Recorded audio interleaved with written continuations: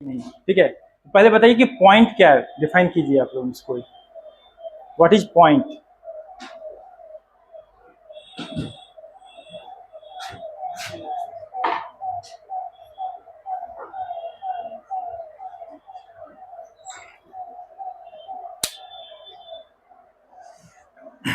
जल्दी।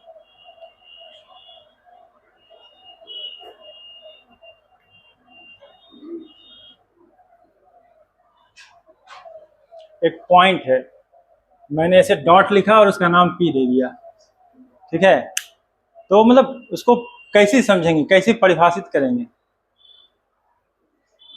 कहाँ पर ये पॉइंट?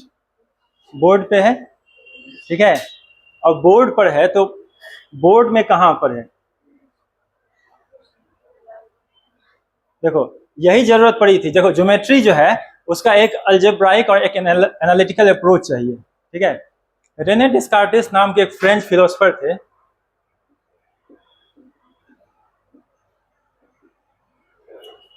ठीक है। वो जो है सो ज्योमेट्री को एक अलजेब्राइक या एनालिटिकल अप्रोच बताया कि हम जैसे पॉइंट को डिफाइन करते हैं तो पॉइंट को मेजर कैसे करेंगे? उसके पोजीशन के हिसाब से, ठीक है। तो उसका पोजीशन कहाँ पर है, तो उसके लिए रेफरेंस चाहिए। तो उन्होंने कहा कि एक पेयर ऑफ परपेंडिकुलर लाइन लेते हैं, ठीक है, एक हॉरिजॉन्टल एक वर्टिकल लाइन लेते हैं। और जैसे देखिए, ये हॉरिजॉन्टल लाइन, ये एक वर्टिकल लाइन है। अब हम जो है, अगर हम इसको एक इक्वल डिवीजन में डिवाइड कर देते हैं, इसको हॉरिजॉन्टल लाइन को, और वर्टिकल लाइन को भी इक्वल डिवीजन में डिवाइड कर देते हैं, तो सर्टेन नंबर ऑफ डिवीजन पर यह पॉइंट जो है इसको लोकेट किया जा सकता है कि हाँ, इतने डिवीजन के बाद जो है यह पॉइंट इस नंबर के डिवीजन पर ऊपर मिल जाएगा। इसी तरह से इस वर्टिकल लाइन को भी, है ना, एक सर्टेन नंबर ऑफ डिवीजन से डिवाइड कर दे तो कह सकते हैं कि यहां पर यह पॉइंट लाई करता है ना। तो इसी के कारण से उनके नाम के, है ना, ऑनर में इसको कार्टेशियन प्लेन कहा गया, ठीक है। और कार्टेशियन प्लेन में क्या होता है, एक्स,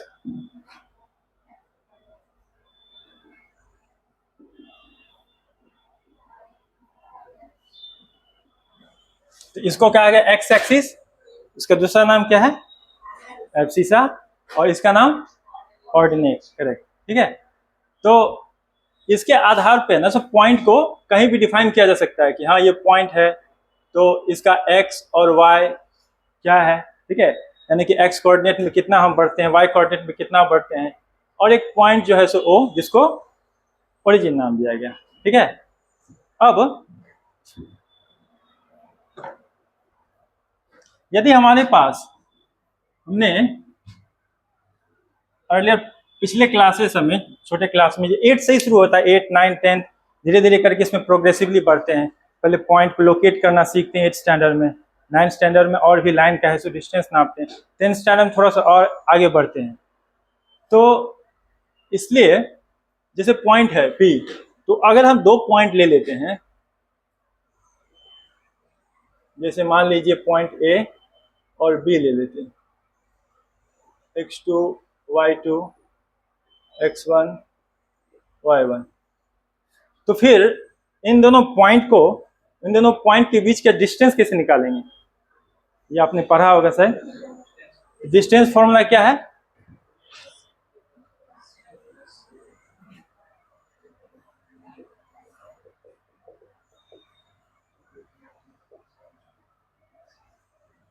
डिस्टेंस फॉर्मूला, जैसे यहां पर हम ए बी निकालना चाह रहे हैं, ए बी डिस्टेंस है, क्या होता है बताइए? x2 minus x1 whole square, y2 minus y1 whole square, ठीक है। तो आपको अपने कॉपी में मैं दो पॉइंट दे रहा हूं, ठीक है।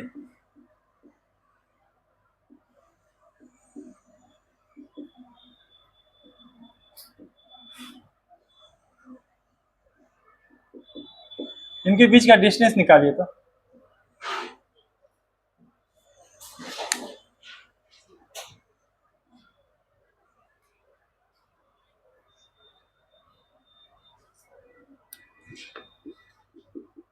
आप लोगों को हेड स्टार्ट दिया गया, जल्दी से बताइए।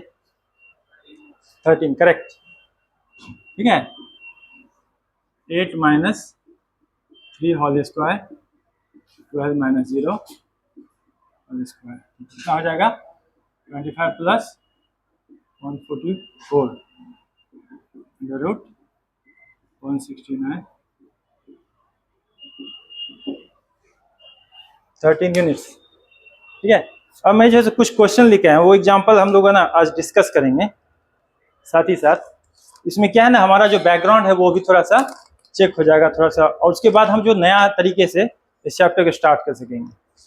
ठीक है, तो डिस्टेंस फॉर्मूला का यूज करके, ठीक है, एक क्वेश्चन लिखिए आप लोग, कॉपी में क्वेश्चन लिखिए।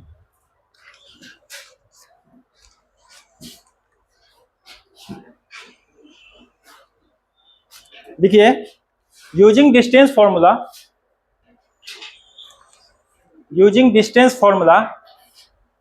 Prove that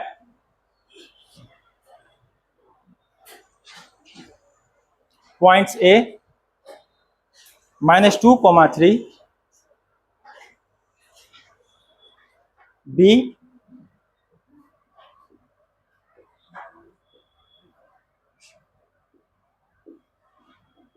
1, 2 and C 7, 0 are collinear।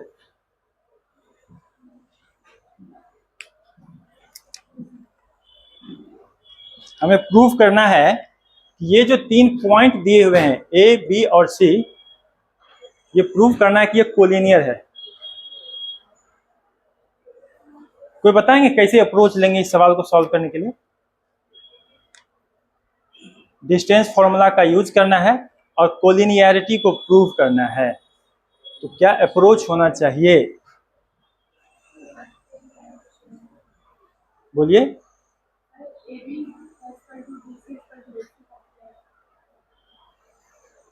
Collinearity को डिफाइन कैसे करते हैं? एक ही लाइन पर हो, collinear, lying on the same line. ये तीनों पॉइंट यदि एक ही लाइन पर लाई करें, इस कंडीशन को कैसे फुलफिल किया जा सकता है? By using distance formula. इन तीनों में से तीनों का डिस्टेंस निकालेंगे और यह देखेंगे कि दो जो है डिस्टेंस उसका सम तीसरे के बराबर हो रहा है। ठीक है ना, हो सकता है ना?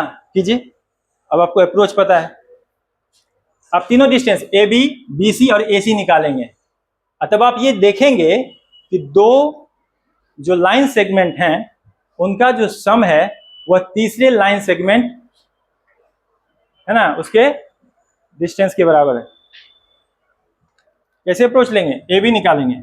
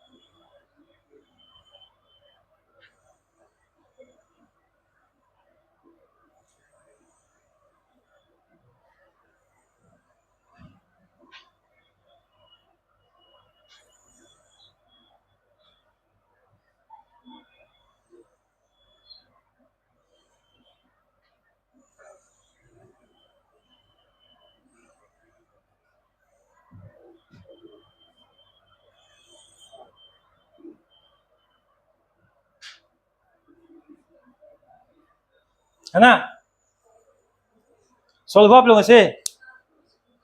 ये देख, ये मिल पा रहा है ना, √10 + 2√10 = 3√10। इसे प्रूव हो गया कि ये कोलिनियर है। Hence A B and C collinear. हो गया? सब कोई नोट कर लिए? जो बना लिए हैं तो अच्छी बात है, जो नहीं बनाए फटाफट नोट कर लीजिए। अब जो है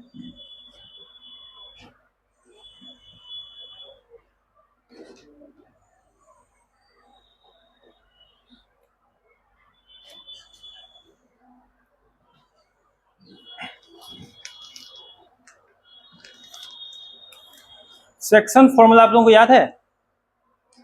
सेक्शन फॉर्मूला, यदि कोई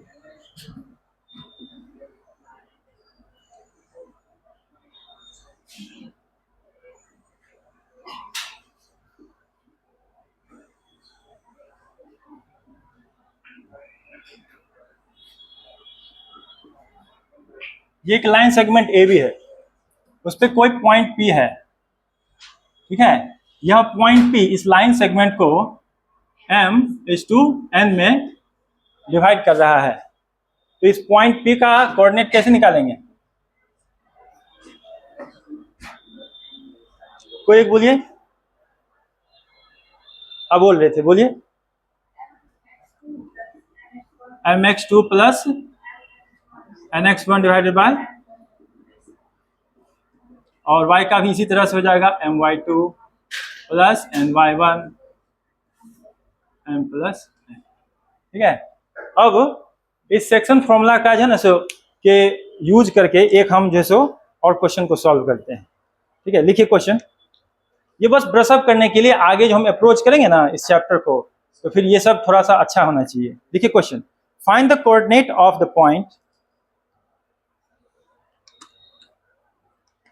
find the coordinates of the point which is the intersection of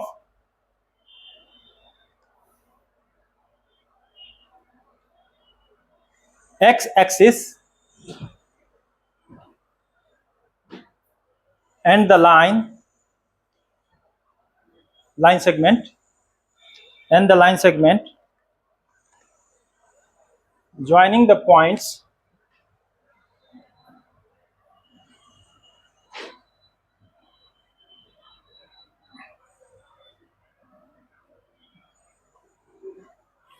A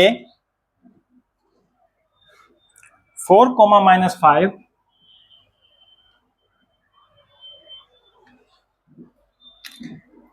B and B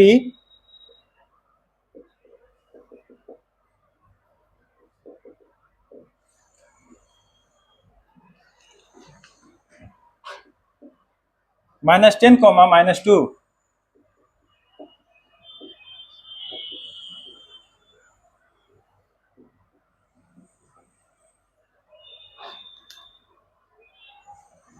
ठीक है।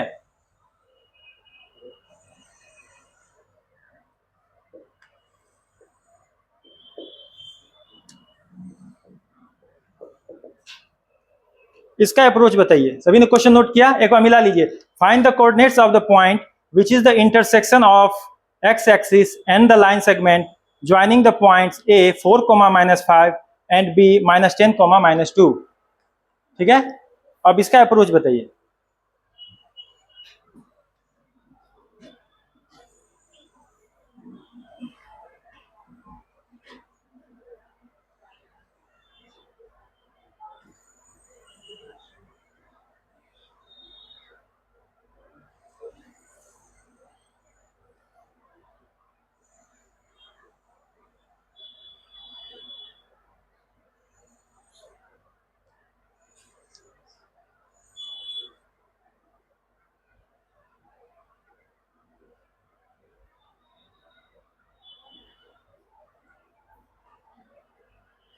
कुछ इस तरह का यहाँ पे लग रहा है कि जो B है वो है -10, -2 और A जो है 4, -5 और वो एक्स एक्सिस को एक पॉइंट पे कट कर रहा है। हमको लगता है ना यहाँ -5 नहीं है, सॉरी गलती हो गई।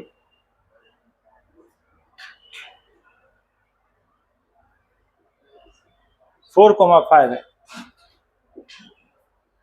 क्योंकि ये इंटरनली डिवाइड करेगा ना। चेंज कर लीजिए, 4,5।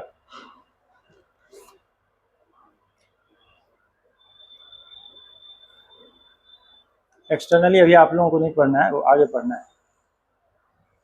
ठीक है, तो पॉइंट क्या है? -10, -2 और 4,5। इसका अप्रोच क्या होना चाहिए? हमको क्या करना है, ये पॉइंट P पता करना है, जो कि एक्स एक्सिस को इंटरसेक्ट कर रहा है। सबसे पहले यही सेक्शन फॉर्मूला का अप्रोच लगाना चाहिए, है कि नहीं?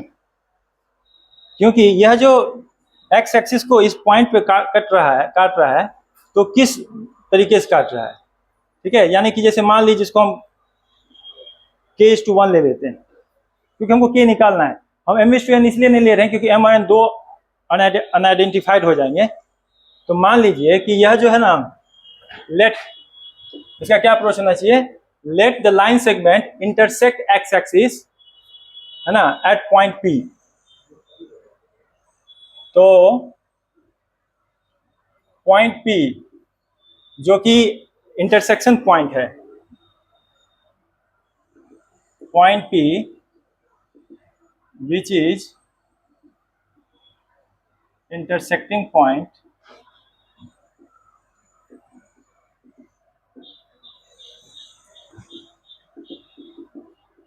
divide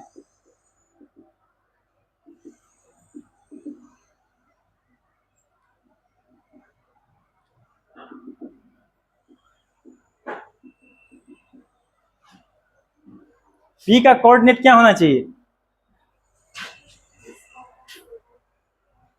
x,0। ठीक है, तो हम y कोऑर्डिनेट हमें पता है, y कोऑर्डिनेट पता है ना, तो हम सेक्शन फॉर्मूला का यूज करके y कोऑर्डिनेट हमें चूंकि मालूम है, तो इसे हम k निकाल सकते हैं। और k निकल जाएगा तो फिर हम क्या कर सकते हैं, k निकालने के बाद हम x की वैल्यू पता कर सकते हैं। ठीक है, therefore we know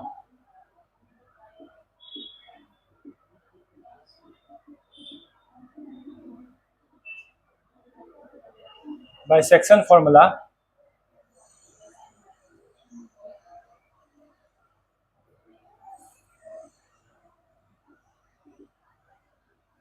y coordinate, ठीक है, k/y2 plus y1 divided by k+1 equal to 0।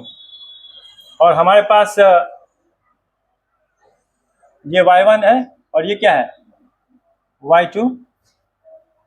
तो हम क्या कर सकते हैं, k-2 plus 5 divided by k+1 equal to 0 implies -2k equal to -5। k equal to कितना आया, 5/2। तो अब पता चल गया ना कि किस रेशियो में डिवाइड कर रहा है।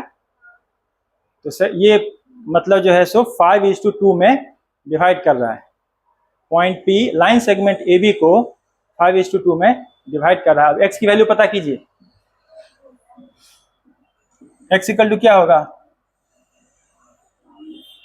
kx2 plus x1 divided by k+1। तो k है आपका 5/2, x2 कितना है, -10, और x1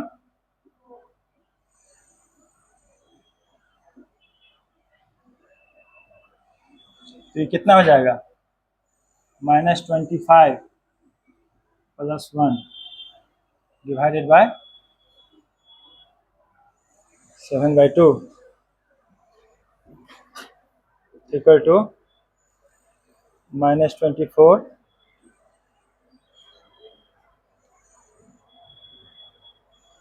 सही बना रहा हूँ क्या?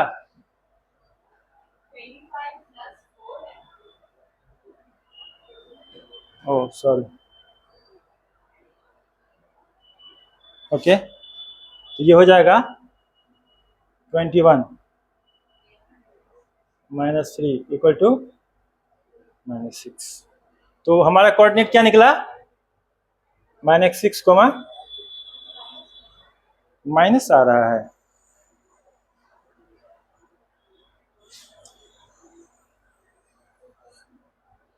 तो प्लस आना चाहिए।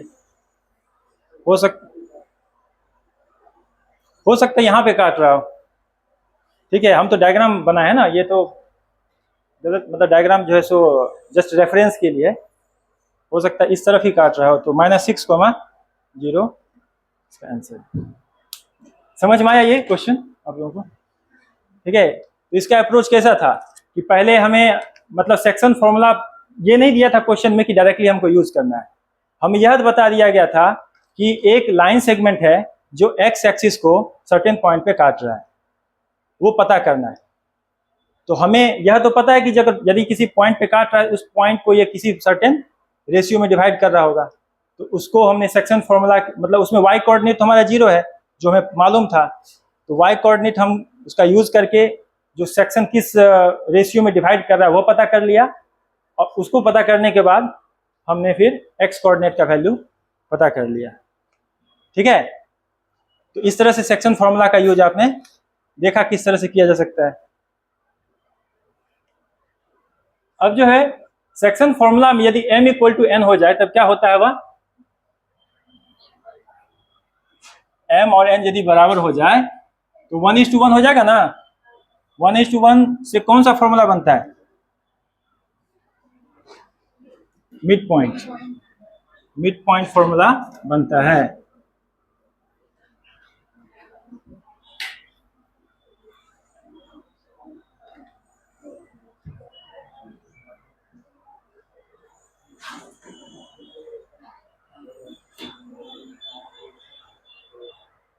ठीक, तो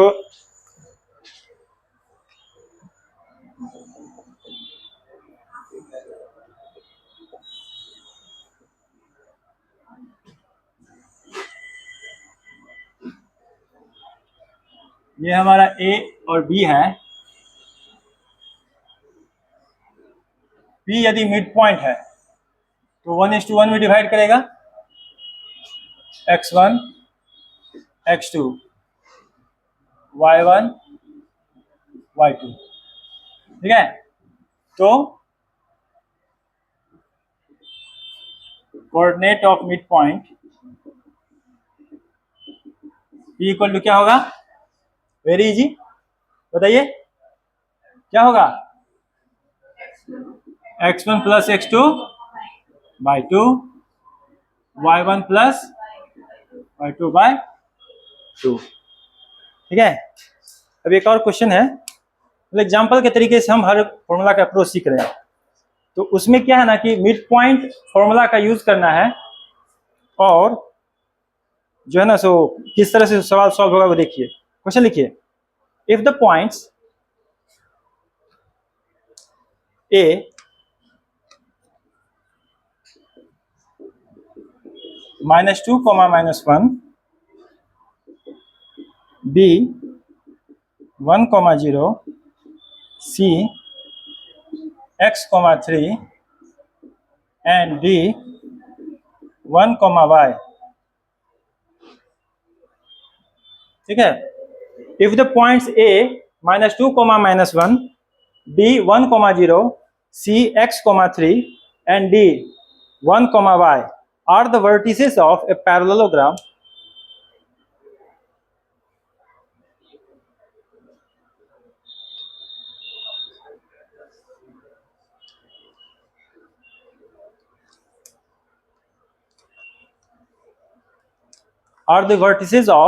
a parallelogram find the values of x and y।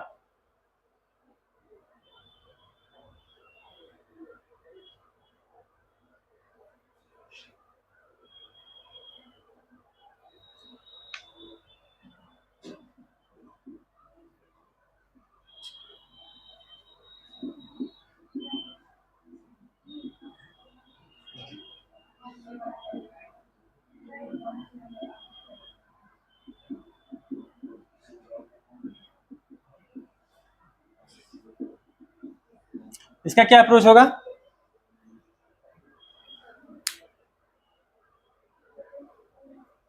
हमें x और y ये पता है कि पैरेललोग्राम है, तो हमें निश्चित रूप से पैरेललोग्राम की प्रॉपर्टी यूज करनी होगी। ठीक है, तो पैरेललोग्राम की क्या क्या प्रॉपर्टी होती है?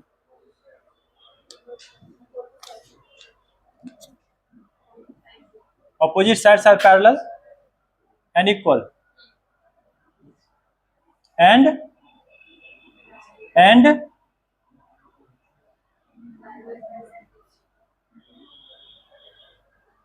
डायगोनल्स जो होते हैं वो उसको बाइसेक्ट करते हैं।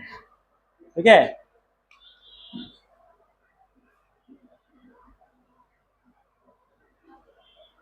तो क्या होगा? मिड पॉइंट फॉर्मूला यूज होगा ना, यहाँ डायगोनल्स का यूज करेंगे। तो डायगोनल्स यदि इनको बाइसेक्ट करते हैं, जो पॉइंट पर इंटरसेक्ट होगा उस पॉइंट को निकालेंगे और दोनों डायगोनल्स जो है इसी को अप्रोच करेंगे।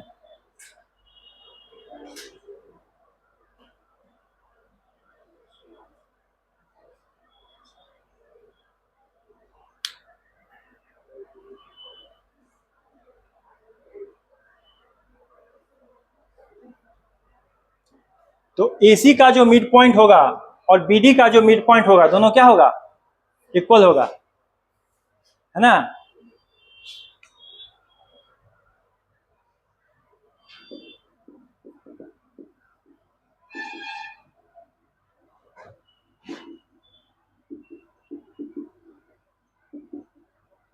We know that in a parallelogram, diagonals bisect each other. Therefore, midpoint of AC equal to midpoint of BD. ठीक है, AC का मिड पॉइंट क्या होगा?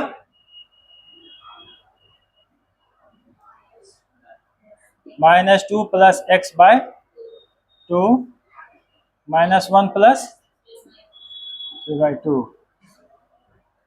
और BD का mid point 1 plus 1/2 0 plus y/2। इसे x को एक तरफ कर लेंगे, -2 प्लस x/2 इक्वल टू 1। ठीक है, और 2/2 is equal to y/2। x equal to 2 plus 2 और y is equal to 2। Coordinate क्या निकला? 4,2।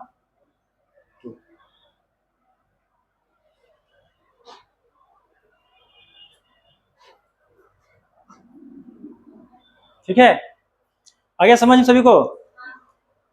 इजी था। अब एक और चीज आपने पढ़ा होगा, वो है एरिया ऑफ ए ट्राइंगल। पढ़ा है ना? यदि कोऑर्डिनेट्स पता हो, नोट करना है आप लोगों को। हो गया ना? मिटाऊं?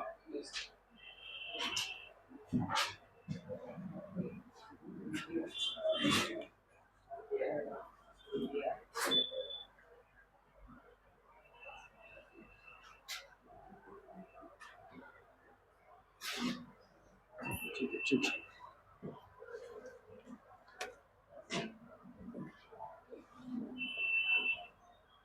Area of a triangle. तो यदि हमें एक ट्राइंगल का 3 वर्टिसेस पता हो, उनके कोऑर्डिनेट्स मालूम हो, A, x1 comma y1, b x2 comma y2 and c x3 comma y3।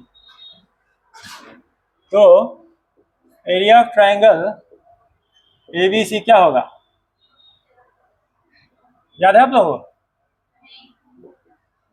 1/2 x1 y2 minus y3 plus x2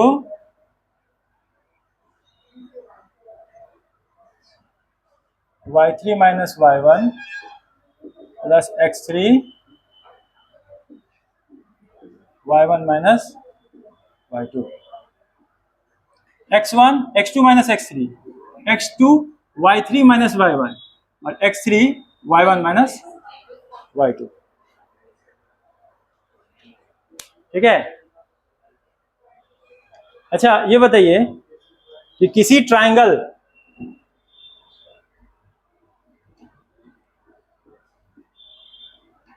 ये ट्राइंगल एबीसी है, AB का मिड पॉइंट P है, BC का मिड पॉइंट Q है और AC का मिड पॉइंट R है।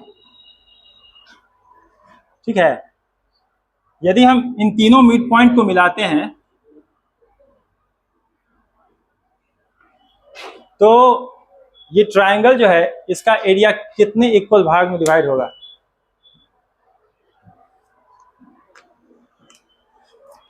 सबसे पहले चार तो हिस्से दिखाई दे रहे हैं, क्या चारों इक्वल होंगे? इक्वल होंगे ना? ठीक है, ज्योमेट्री में आपने यह पढ़ा भी होगा, इस तरह का अप्रोच। ठीक है कि मिड पॉइंट को मिलाते हैं यदि हम, तो वह चार इक्वल एरिया वाले रीजन में डिवाइड करते हैं। अब इसी चीज का यूज करके आपको एक क्वेश्चन दिया जा रहा है, वो आप बनाइए। Example number 5।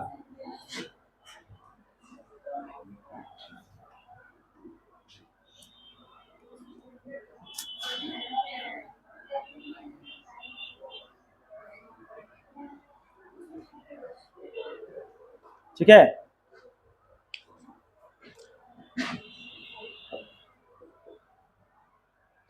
Find the area of a triangle ABC. Question लिखिए।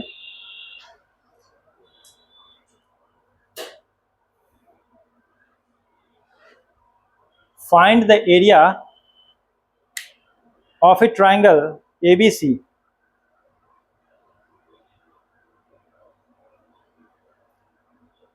the midpoints of whose sides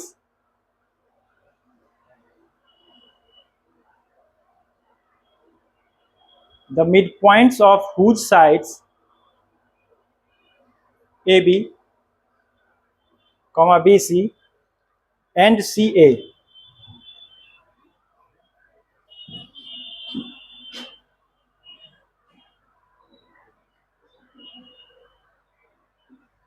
AB,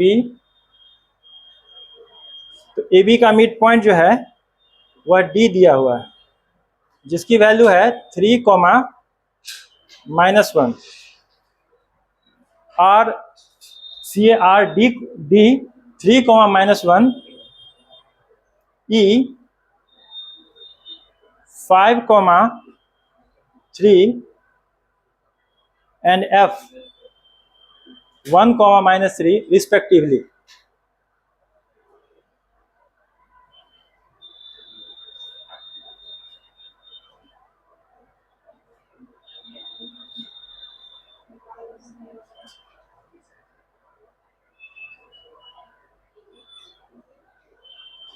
ठीक है, जो अप्रोच हमने यहाँ बताया है उसी का यूज करना है। हमें ये 3 कोऑर्डिनेट पता है, ABC का ट्राइंगल का एरिया निकालना है और इसका कोऑर्डिनेट नहीं पता है। एरिया निकालना है ABC का और कोऑर्डिनेट दिया हुआ है हमें DE और F का। DE और F क्या है? मिड पॉइंट्स हैं। ठीक है, तो मिड पॉइंट्स हैं, तो ये जो ट्राइंगल बन रहा है DEF, यह ट्राइंगल जो बन रहा है वो इस पूरे ट्राइंगल को 4 रीजन में डिवाइड कर रहा है, 1 2 3 4, और ये चारों रीजन का जो एरिया होगा वह इक्वल होगा। ठीक है, आपने यह पढ़ा भी होगा कि ये जो किसी न किसी प्रकार से एक दूसरे को, है ना, इस तरह से डिवाइड कर रहे हैं कि ये सब इक्वल रीजन में डिवाइड कर रहे हैं। तो इस तरह से हम यदि इसका एरिया निकाल लेंगे तो इसको अब 4 से मल्टीप्लाई कर देंगे तो एबीसी का निकल जाएगा एरिया, निकल जाएगा ना। जल्दी इस फाइंड कीजिए solution. We know that midpoints D, E and F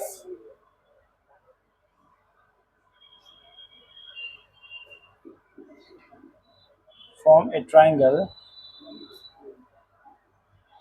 which divides into